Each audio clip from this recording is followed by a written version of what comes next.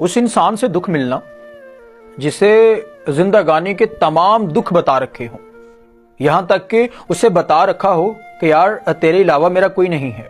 تیرے ساتھ ہونے سے مجھے سکون ملتا ہے، تجھ سے بات کر کے مجھے اپنی زندگانی خوشگوار لگتی ہے۔ وہ انسان جس کے ساتھ اپنے سونے، جاگنے، اٹھنے، بیٹھنے، کھانے پینے ان سب اوقات کو اس سے شیئر کیا گیا ہو، اسے اپنے دکھ سکھ میں، اپنے سکھ چین میں اپنے ساتھ رکھا ہو، یہاں تک کہ اسے اپنی زندگی سے زیادہ، اپنی ذات سے زیادہ عزت دی ہو، محبت دی ہو، پیار دیا ہو، اسے اپنی ذات سے زیادہ مان دیا ہو، اور ان تمام لوگوں سے زیادہ اس کے ساتھ مخلص رہے ہوں جو ہمارے اپنے تھے۔ ایسے انسان سے دکھ ملنا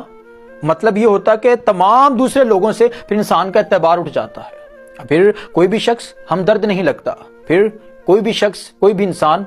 اپنا نہیں لگتا۔